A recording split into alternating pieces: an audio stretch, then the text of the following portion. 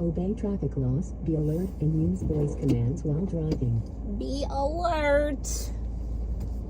So, I thought I would have a chat because, I was thinking about all that's going on in this country, and it's pretty messed up.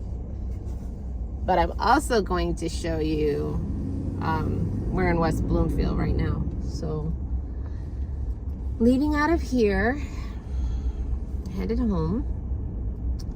And it is just so pretty here. You pass by Novi, and this is like the real richy place.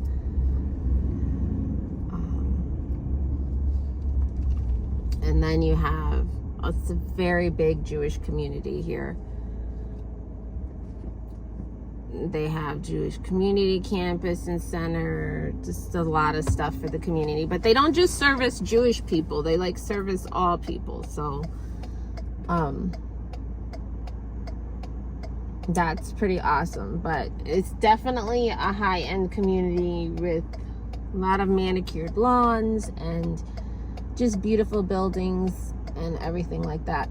So I was thinking, because on the news, we've been just hearing a whole bunch of stuff about President Biden and President Trump. And I did a post, I think, on Threads. And you can follow me on Threads. My name is Shastine. And on Threads, I had, I said I did good under, Democrat and Republican presidents. So my fourth house I bought with President Biden. My first house was with President Obama. Second house was with Trump. Third house was with, it was 2020, and I believe 2020, I think Trump was still in office. Yeah, Trump was still in office. So I bought my third house with Trump, and then my fourth house with Biden. So I really can't say, when they ask that question, are you better off now than you were 4 years ago? Well, I bought a house with Trump and I bought a house with Biden. So I can say that the cost of living has definitely increased significantly for me and my family, which was one of the reasons why we moved from house 3 to house 4. Definitely looking at the future, and with the children, having a child and knowing that expenses are going to be, astronomical for them. And are you, as my child's, going to be able to afford this? Are you going to have $1 million job, 6 figures? Are you going to have 6 figures, in order to be able to afford this?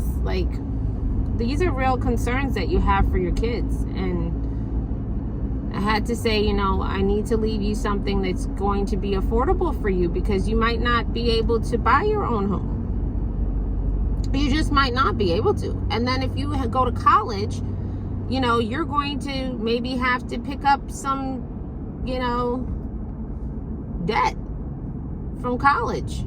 So you're going to have to pay that too. So it's just okay, what can I do to better help you, better help us? I'm not getting any younger, and I need to look at that. So, but I did want to say one thing, which I did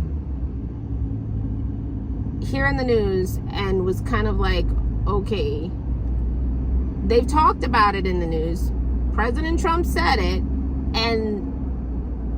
but it hasn't been, nobody really wanted to go into details. And that was black jobs.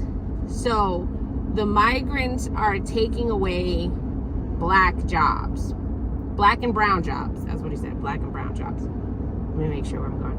Okay, so right now we are on West Maple Road in West Bloomfield. Okay. And I'm going to keep it simple. That was a comment that went over people's heads in the black community maybe. And they probably said to themselves, oh yeah, he's right, they are taking our jobs. And bro, what jobs are those? What jobs are black and brown jobs? And what, McDonald's? Or, oh, I got a call, hold on. Okay, so that was the doctor's office calling again. So I'm in Commerce Township now. Okay, so, you know, we're back to the jobs that people are not going to necessarily take. These are entry-level jobs that are not going to support anyone. When you're talking about housekeeping, these are jobs that I would say are entry-level to, you know, if you had a second income or a partner that you had another income with. And even then, it takes a village now to just survive. Like, food is expensive, and they're cutting food. They're cutting food. I just got chicken the other day. Usually I get 12 to 13 pieces of thighs. I got 11 thighs, 2 short, and then on top of it, the thighs were so small, like I baked them. I made barbecue chicken, and the thighs were so tiny. My hand was bigger than the thigh. My hand. And so, like, a meal that I usually could stretch out for like 2 or 3 days ended up being like a 2-day meal. Just because there was just hardly any chicken to it. So you're talking about McDonald's, okay, $15 an hour. Secondly, if you are working at a McDonald's that is giving you more than that, you are going to be not full-time. You're going to get part-time hours, which means that you don't have medical. So God forbid you get sick. How are you paying for that except for out of pocket? Or you have a McDonald's job with possible Medicaid, but that's not always guaranteed either. It's not always guaranteed because income limits, now we're at Novi. Income limits are very high. We're on West Maple Road still. Let's see. Let me see. We are on M5. Okay, M5 in Novi. Yeah.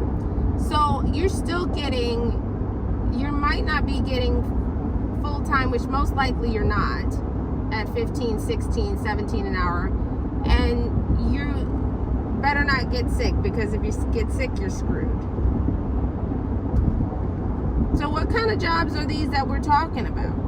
And how are we ever going to move forward in any kind of capacity if we're talking about segregating jobs that are for black and brown people? Now, if he said Americans, these migrants are taking your jobs, that's totally different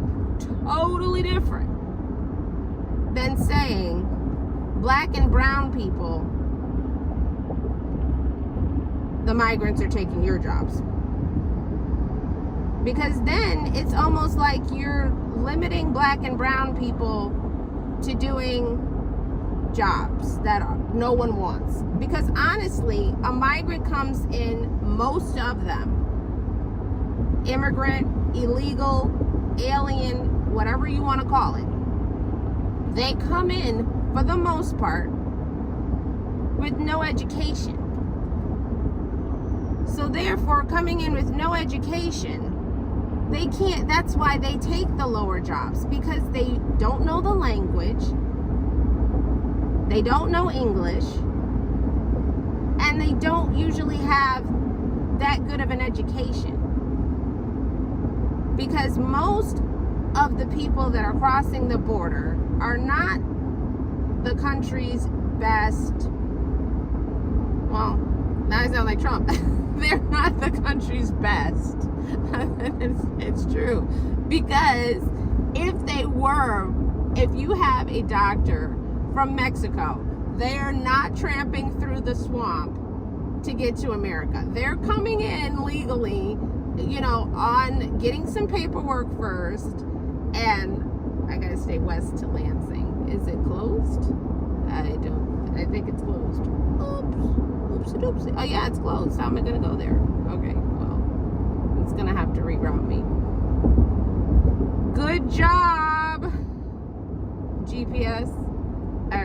So if you have, now I gotta go 60. That put me out of the way like by 20 minutes. Oh no, that's me. That's messed up. Okay, go Grand River. So if you have a doctor or a dentist from another country, a lawyer from another country, most likely they are coming into the country with paperwork or trying to get on a work visa. They are not going through the swamps, crossing in the river, hiding in the boats. They're just not. And that's probably, you know what, and I never thought about it that way. And it's probably why Trump says that we're not bringing their best in when they're crossing the border, because you're bringing people in that are necessarily, that you're bringing in people that are in desperate need to escape their country from whatever reasons, but they are just the regular lay people and poor of their country, working class of their country. They're not the wealthy of their country, you know. So that's why he said that. Okay, I get that. But to add to that point, I just feel like we just need to do better. We need to do better. It's just like a slight of saying the wrong word and not giving a care that you're offending people or that they would take that offensively. And you're too old. You are too old not to know. You're just too old. So that's just my thoughts. We're going to the Grand River exit.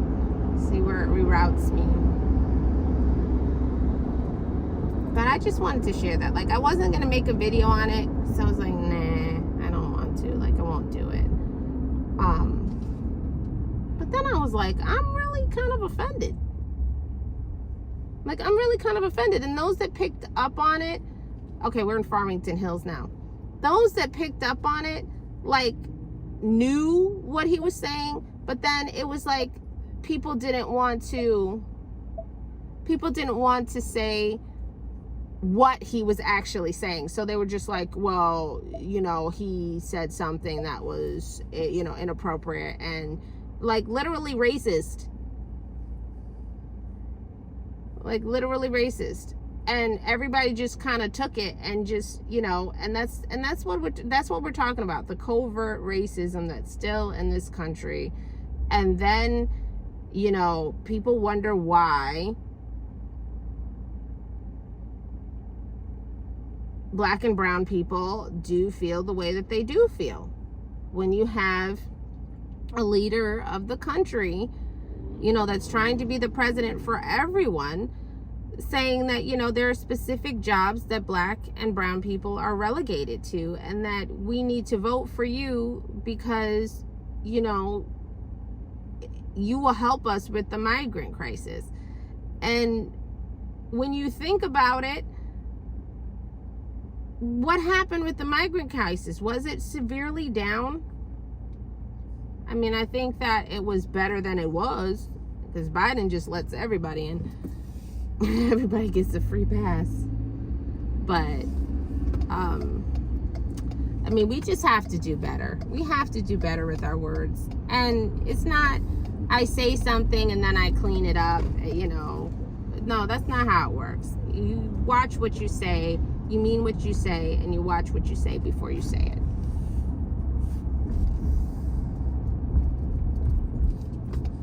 Okay, I need to go this way. Do I need to go? Yes, I do. Okay.